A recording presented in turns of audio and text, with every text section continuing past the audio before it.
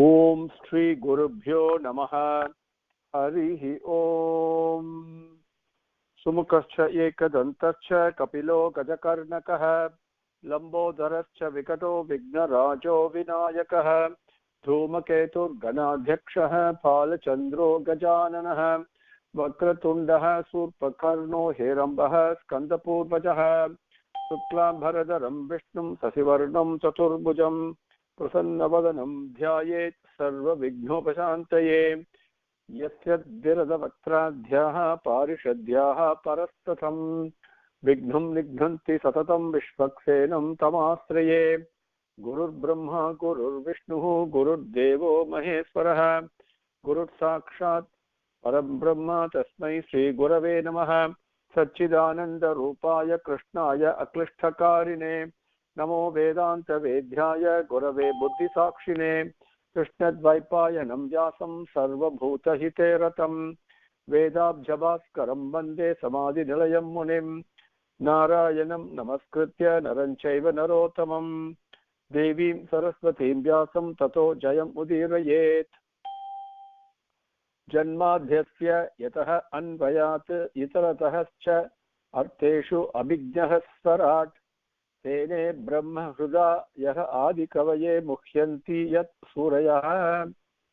Tejovari Mrudam Yatha Vinimayah Yatra Trisargo Mrisha. Dhamna Sena Sada Nirasta Kuhakam Satyam Param Dhimahi. Now with Bhagavan's grace, let us continue from where we left off last time. We came up to Slokam number 40. And before we take up with 41 today, a quick recap. Bhagavan has arrived.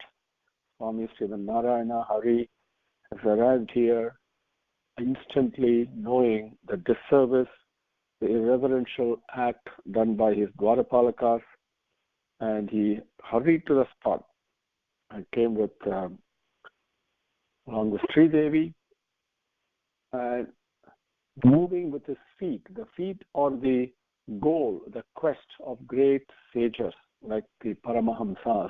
Moving those feet, he hurried there. Now the sages saw standing in front of them, before them, the same form they were used to meditating, the same form that is present in their heart. Bhagavan's attendants had carried all the paraphernalia required for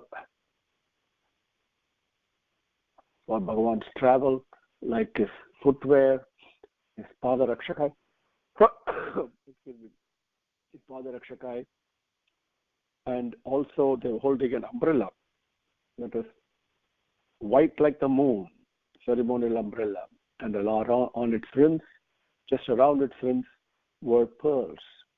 So beautifully it is to look at, white pearls, and they were fanning Bhagavan using chamaram with the hand fan in that wind, that the vayu from that fanning that came and disturbed the pearl ornaments around the rim of the umbrella, and cool drops of water were falling down as a mist on Bhagavan's head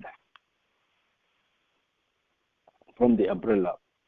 Bhagavan's beautiful face, Mukam, was such, pleased everyone present there, the sages and the attendants.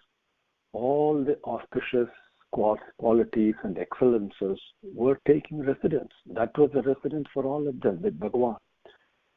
And the sweetness and the benevolence with which he cast his looks on everybody touched their heart.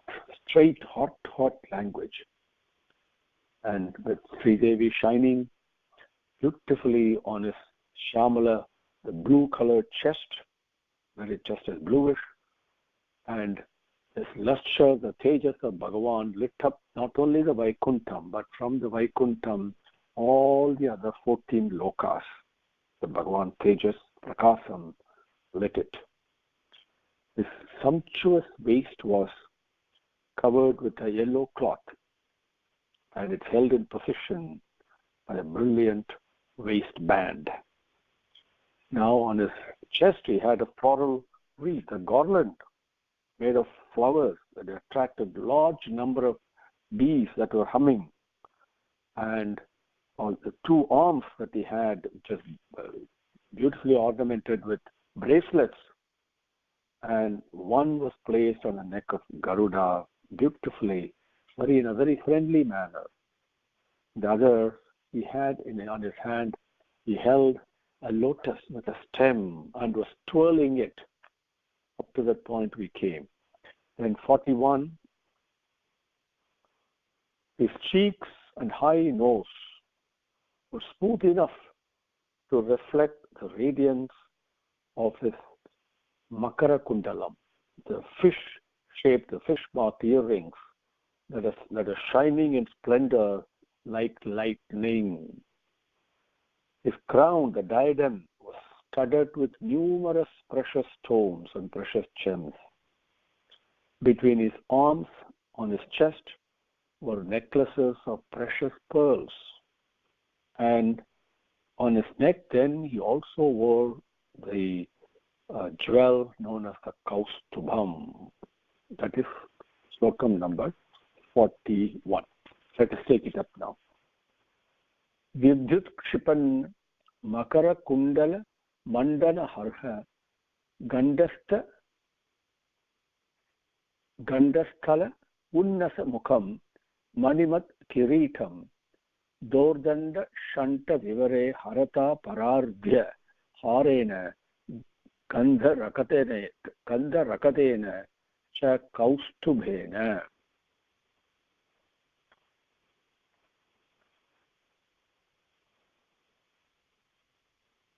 Vidyut Kshipan Makara Kundala Mandana Arha Gandasthala Unnasa Mukham Manimat Kiritam Dodanda Shanda Vivare Harata Parardhya Harena Kanda Ragatena Cha Kaustubhena.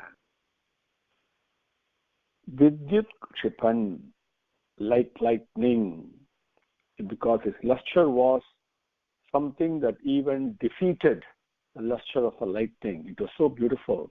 Makara Kundala Mandana Arha. Makara Kundalam, Makaram. Makaram means fish. Kundalam, the eardrops, the earrings were shaped like a fish. And Mandana means they were decorated. Okay, decoration. Arha. Arha means, Arha is very important. The suitable to, okay, in agreement. Right? See, when we wear a piece of dress, when we wear dress also, each part has to match with the others, right? And that suitability, the appropriateness, okay, the fine matching. So what is matching with the Makara Kundala Mandana? The decoration on the ears with the fish-shaped earrings. What were they matching to? They were matching to Arha Gandasthala Unnasa Mukham. Gandasthala, the cheek. Unnasa, raised. The cheeks were very beautiful. They were raised cheeks. The one cheeks were very raised. And Mukham, the face. So the Makara Kundala decoration on the ears completely matched the beautiful cheeks of Bhagavan, his face. And then Manimat Kiritam. The Kiritam, the diadem, the crown was full of precious jewels. And Dordanda Shanda Vivare. The Shanda means group. In this case, Dordanda, the long arms of Bhagavan. Vivare, in the midst of the group of Bhagavan's arms, the long arms, okay. Vivare, Harata. Harata means very beautiful fragrance, okay. Something that is, fragrance is so beautiful, attractive fragrance. And Parardhya Harena. Parardhya means something that is supreme and best, the best. Harena, with pearl necklace. So in between his 2 arms, on the chest was covered with very precious and fragrant pearl necklaces. Gandhara Gatena. On his neck was the Kaustubena cha, the gem known as Kaustubam. So Bhagavan was beautifully walking. He came there walking, wearing Pitambaram along with Sridevi, and with one hand he was slung over the shoulder of Garuda. Another hand he had a lotus flower with a stem. He's carrying it and twirling around very playfully with a mandahasam prasannavadanam, beautifully smiling, and he cast his looks on the attendants as well as the Satwaris with so benevolently, so compassionately, so sweetly, their hearts melted. That's how he came, and he was dressed with the Matara Kundalam that was shining like the lightning, so lustrous it was, and matching the beauty of Bhagavan's raised cheeks. And in his chest he was wearing pearl necklaces, and around the neck was the gem known as Kaustubham. This is Slokam number 42. Then the devotees, the attendants, the Dwarapalakas, and the Chatwaris could not take his eyes off him. When you see Bhagavan's Avatara Purushan in Darshan, seriously, that is Mohan Avataram. Every Avataram of Bhagavan, every manifestation of Bhagavan is only Mohini Avataram, because you cannot take your eyes away. It's not possible. Okay? Not even for a kshanam. It is so attractive. So they were looking at him, devouring him, taking him in. And then Bhagavan was so beautiful. I mean, it's in Saundaryam, Sundaram, Satyam, Shivam, Sundaram, we say. That Sundaram, that beauty, what type of a beauty is it? See, that beauty is humiliated the pride of Lakshmi itself, who's supposed to be the center of all beauty. That's how beautiful Bhagavan is, that beauty. And so the sages, the Chatwaris, looked at this form that to be worshipped by everyone. That is why Bhagavan manifested this form, that to be worshipped by everyone, including myself, says Narada. Okay, because over Narada is described to Vishra. It should be worshipped by all. This form is given, manifested for the worship of all, including myself and you and all the devotees, and Shiva, including Shiva, and the sages continued to look at him with unsatiated eyes. The eyes it's not enough. You want more and more of it. Then they prostrated themselves to him in the fullness of joy and bliss. Immediately they fell and did namaskaram, completely offering themselves to him. So this is Slokam number 42. Atra upasrishtam iti cha asmitam indriyaha swanam dhiya virachitam bhagu saušthavadhyam mahyam bhavasya bhavata cha bhajantam angam nemuhu nirikshya na vitrupta dasaha muda kaihi. Atra upasrishtam iti cha utsmitam indriyaha swanam dhiya virachitam bhagu saušthavadhyam mahyam bhavasya bhavatam cha bhajantam angam nemuhu nirikshya na vitrupta dasaha muda kaihi. Bahu saushat vadhyam. Bahu saushat vadhyam. Bahu sauštha vadhyam. Bahu sauštha vadhyam means the exceedingly beautiful. Okay, exceedingly beautiful. Not just only for the eyes, also because it is, when you say manoharam, it is not just only for the mind that is attracted and mesmerized by it. And just like the way a snake is mesmerized by the sound of music, the flute music, but this is more than the thing that appeals and attracts the mind. It attracts the buddhi, and it goes directly to one's hridayam. That manohar, that beautiful, that Bhagu Saushtha Vadyam, exceedingly beautiful. Indriyaha utsmitam atra upasrishtam iti. Indriyaha utsmitam atra upasrishtam iti. Cha. And so what happens here? Indriyaha, Indriya in that case means Lakshmi. Indra is Lakshmi. And utsmitam means it's very important to understand this. When somebody is beautiful, naturally there is a certain pride that goes with it. Yes, I am beautiful. Isn't it? Doesn't matter how much you try to hide it or not even think about it, that feeling is there, the residual feeling that yes, I'm a beautiful person, isn't it?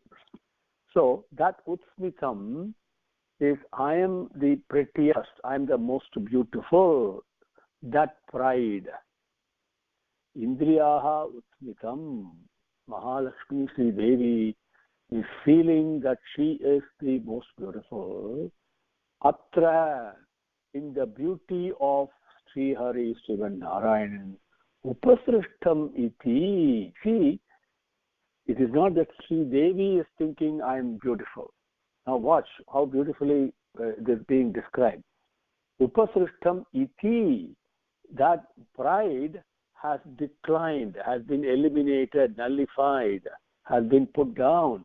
Iti, thus, swanam diya. That's what Bhagavan's own devotees in their buddhi, virachitam, they thought. It is not Sri Lakshmi is thinking, Mahalakshmi is thinking that, I'm pretty. And no, the devotees of Bhagavan think, oh my God, Sri Devi is so beautiful. But that pride of Sri Devi is being nullified. Her beauty is nothing compared to the beauty of Sri Hari. This is what is taught by the devotees of Bhagavan. Virachitam. Diya, Swanam Diya Virachitam. Own devotees in their buddhi, in their mind, Virachitam, thought like this. So Bhagu Saushtha Vadyam Indriyaha Utsmitam Atra upasrishtam iti swanam dhiya virachitam. So now you understand? So next one, that Bhagavan Makhyam bhavasya bhavatam cha angam bhajantam. Makhyam, for me, this beautiful form manifested, Bhagavan has manifested, is for what? What purpose? Think for a second. Bhagavan does not do anything without a purpose, because whatever he does is for the benefit of everyone else. There is not even an iota of selfishness in Bhagavan or self-aggrandizement. He's not a show-off. Okay, absolutely contented. So what does he want? He wants nothing, no desire. But still, he does whatever he does, as he says in Bhagavad Gita also. And everything he does is only for the benefit, the shreyas, whatever is beneficial for others is what Bhagavan does. So when he has taken this form, what is the benefit? Why? Because it is for Makhyam, for me, Bhavasya, for Parameswaran, for Shiva, and Bhavatamcha, for you also, Angam Bhajantam, for you all to worship. He has taken this Angam, this form, Bhajantam, to worship. Bhagavan's form, Avatar Purushan, comes in a form, is not just to read and go, not just to rebel. We must worship that form. So through that, worshipping that form, we can attain him who is really formless, beyond all forms. Angam bhajantam. So, Mahyam bhavasya bhavatam cha bhajantam angam. Okay, now you understand? Then come to that Bhagavan, that Srimad Narayan and Sri Hari, they, those sages, those Chatvaris, achakshata, they saw him. Okay? And then Nirikshya, see this one, come to the achakshata, is not in the slokam that you read here. Okay? I'm reading it, but it is not in the slokam, so you may be wondering why. That is a sentence we fill in English or in our language. We say, yes, they saw him. So that next string is continued. This is implied here. Come to the Bhagavan, these Chatvaris saw. Okay, that is implied here. Now, Nirikshya, after seeing, okay, then na vitrupta drisaha. They were not satisfied. The drisaha, with their eyes, in this case, vision, look. No, it is not enough. When you look at Bhagavan, it is insatiable. You can keep on looking at him till you don't realize the passage of time, and it is not enough. And when Bhagavan disappears, and then you still want more of it. That is the divine sweetness of prema. It is something that we cannot understand with our mind. We don't see it at all in this world. Impossible. It is insatiable. The more you have it, the more you want it. It is still not enough. That na vitrupta drishtaha, unsatisfied, unsatiated eyes, Nirikshya, they saw, with unsatiated eyes, Mudha, very blissfully, Nemuhu Kaihi, or Kaihi Nemuhu. You can say Kaihi means with their heads. Nemuhu, they bowed down. Sirasa Namami is very important. That is with their head, which means in all humility. Head is only physical. But what is behind when you put your head down? What is the feeling? One of surrender, one of complete giving up, one of absolute vinayam and humility, isn't it? So they did namaskaram to him. They bowed their head, and Nemuhu worshipped him. So the Bhagavan's beauty, how did he look? His beauty was such that, so exceedingly beautiful, that his devotees thought that the thought came into the devotee's mind. The beauty generated a thought in his devotee's mind. Oh my God, look at this beauty. Even the beauty of Sri Devi, and because the pride that she has, because she thinks she is beautiful, even that has been put down. So it is even more beautiful than that. That's how beautiful Bhagavan was. Okay, that thought comes in his devotees. Okay, understand. Then this form he is showing, such a beautiful form, only for the sake of worshipping by me, by Shiva, and by you all. That's the only reason he is showing this. And that Bhagavan, these Chatvaris, they just, you kept on looking at him. It's not enough. And with unsatiated eyes, they bowed their heads, and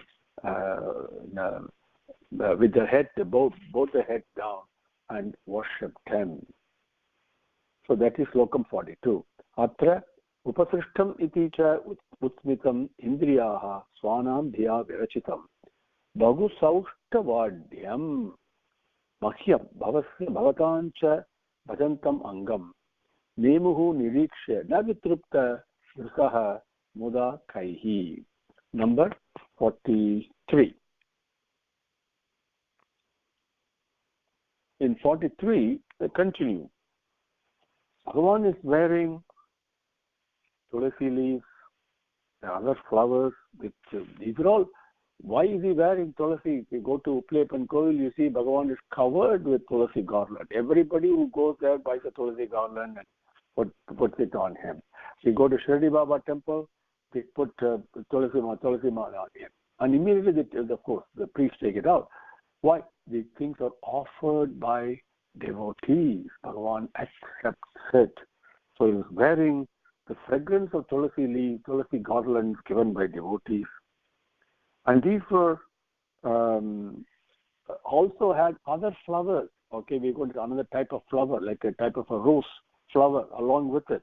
So they were giving beautiful fragrance. Okay, and these fragrance from the tulsi leaf and from the flowers enters through the nostrils, through the nose of the sages, and it entered their hearts.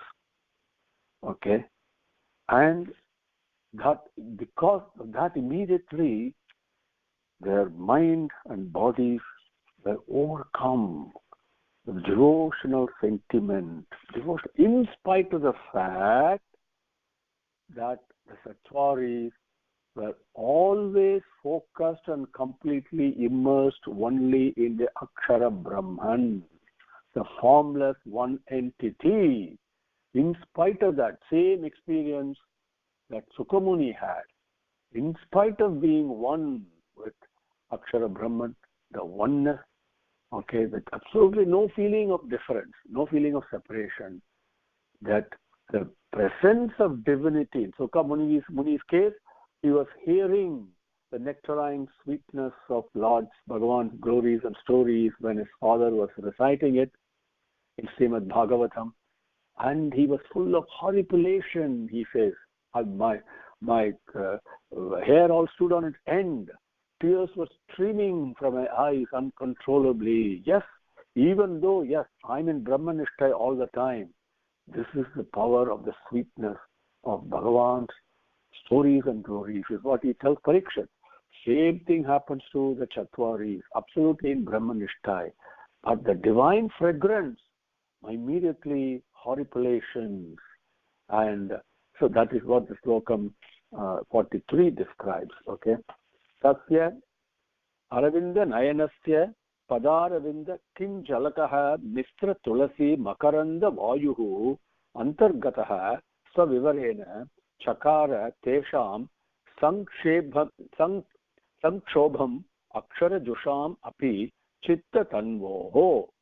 Sasya Aravinda Nayanasya Padaravinda Kin Jalakaha Mistra Tulasi Makaranda Vayuhu Antargataha Swavivarena Chakara Tesham Sankshobham Akshara Jusham Api Chitta Tanvoho. Number 43. Sasya Anda Aravinda Nayanasya, the lotus-eyed. Okay. Padaravinda Kinjalkaha Misra Tulasi Makaranda Vayuhu Swavivarena. That's one sentence, one description. Take it one by one. Padaravinda, Aravinda Pada, the lotus feet. So Bhagavan's eyes are lotus. That Bhagavan, the Srihari, that Padmanabhan, the Aravinda Lochanan, who's manifesting in front of them. Just imagine how blessed we will be if we get that darshan. That Padaravinda, Kinjalkaha Misra Tulasi. Kinjalkaha is one type of rose flower. And mixed with Tulasi, Makaranda, this pollen. Okay, very important. And that pollen, that means it's carrying the fragrance, that carried by Vayuhu Swavivarena, carried by the wind. The fragrance moves. Where does it go? Swavivarena, through the nostrils. Antargataha, it goes inside. So while they did their namaskaram to Bhagavan's lotus feet, what happens? The lotus feet is covered with tulasi and the other kanjalkaha, the other flower, the rose type of flowers, and from there the makarandam, the fragrance goes through the vayu and carried by the vayu, goes through the nostrils and enters them. And Akshara Jusham Api. Akshara means there absolutely no change. Ksharam means to decline. Akshara means permanent, no decline at all, no change. That Parabrahman, Jushamapi, even though they are experiencing the Brahmanandam itself, when the fragrance went in, see, remember two things. One is absolutely oneness with Bhagavan. But Bhagavan plays such leelas, he also gives us the divine experiences. Very important. It is not just a nose as an indriyam that senses something from outside world. The divine fragrance is something that cannot be cognized by the nose that we have. Impossible. Okay? It is felt inside. The divine fragrance felt is inside. Divine vision is inside. Internal. Bhagavan grants that. And that feeling immediately puts the whole body in a different state. The hairs go on end. Eyes start shedding tears of bliss, of anandam. So this immediately it happens. That experience, Tesham, those Sanakadi, those Chatwaris, Chitta Tanvoho, Samkshobha, Chitta Tanvoho, giving them the divine bliss, that Anubhavam, Samkshobha in their body, the hairs are all standing on head, horripilation, Chakara, it made it happen. This is what the Chatwari felt when they did Namaskaram at the lotus feet, looking at this completely. These Sanaka, Sanat Kumara, Sanatana, and Sanandana. Always remember the four names, okay? So it's Slokam number 43. Sathya Aravinda Nayanasya Padaravinda Kinjalkaha Misra Tulasi Makaranda Vayuhu Antargataha Svavivarena Chakara Tesham Samkshobham Akshara Dusham Api Chitta Tanvoho. Om Sri Gurubhyo Namaha. Harihi Om. Samastalokaha Sukhino Bhavantu. Samastalokaha Sukhino Bhavantu. Samastalokaha Sukhino Bhavantu. Om Shanti Shanti Shanti. Harihi Om.